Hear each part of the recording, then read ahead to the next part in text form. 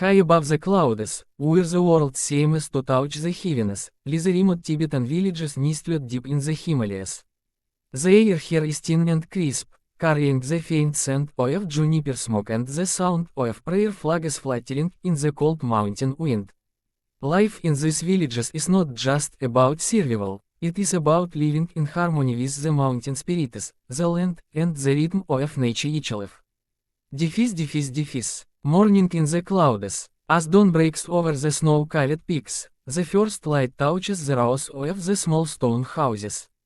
Smoke begins to rise from their chimneys, carrying the aroma of yak butter tea, a drink that is both nourishment and comfort in this frozen land. Dzering, a 45-year-old farmer, stands outside his home wrapped in a thick woolen chuba. His breath turns into mist as he looks toward the mountains, silently reciting a short prayer before beginning his day. His wife, Dolma, prepares breakfast, tsampa, roasted barley flour mixed with butter tea, and a little dried yak cheese. For the villagers, the day begins early, long before the sun fully warms the valley. The mountains demand effort, discipline, and respect. Every morning, the entire community wakes with gratitude for another day of life in the roof of the world. Life of simplicity and faith.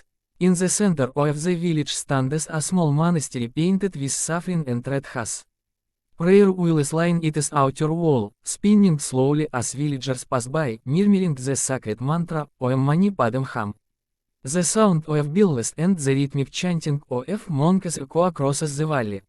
Faith is not just a belief here, it is the foundation of existence. Every action, from sowing seeds to feeding the yaks, is performed with spiritual awarenesses. Villagers believe that the mountains are alive, inhabited by guardian spirits who protect or punish depending on one's actions.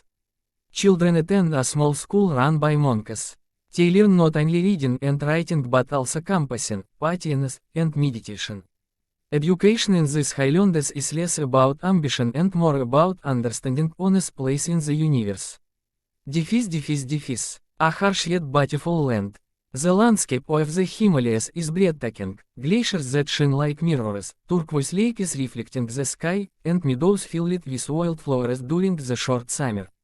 Yet, it is also unforgiving. Winters here can last up to 6 months, with temperatures dropping below -25 градусов C. Villagers must prepare for the cold months throughout the year. They store barley, dry yak meat, and collect dung to use as fuel. Every resource is precious. Nothing goes to waste, yak hair becomes rope, hides are used for clothing, and bones are turned into towels.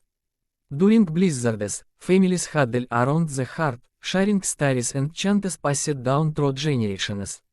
For them, warmth does not come from fire alone, it comes from community and togetherness. The yak, lifeline of the mountains. Eye of the Himalayas as the soul of Tibet, the yak is its heart. This gentle, shaggy animals provide milk, butter, meat, and transport. Without yaks, survival here would be impossible. Dzering OWNS a small herd of 12 yaks. Each morning, he leads them to the upper slopes to graze. The wind is biting, and the path is steep, but he walks with steady steps, guided by instinct and experience.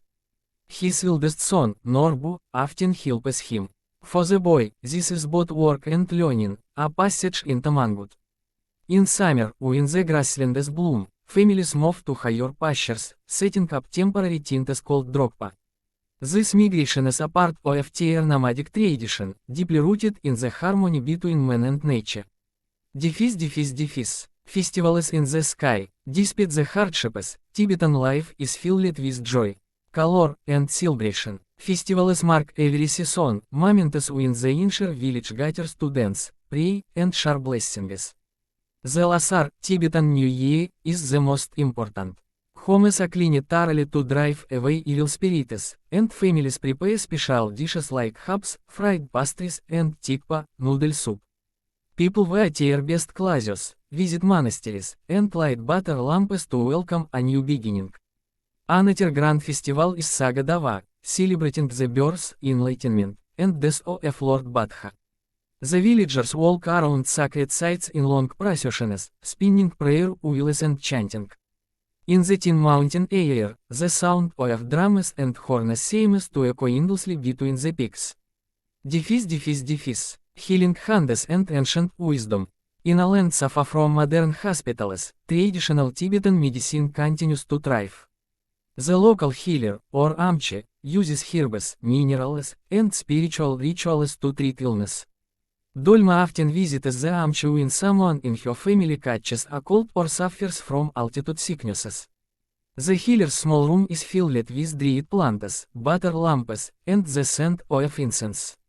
Tibetan medicine is based on balance of wind, bill, and pH, LEGM, and maintaining harmony within the body and the environment. These ancient practices, combined with prayer and meditation, have sustained the villagers for centuries. They believe that every ailment has both a physical and spiritual cause, and both must be healed.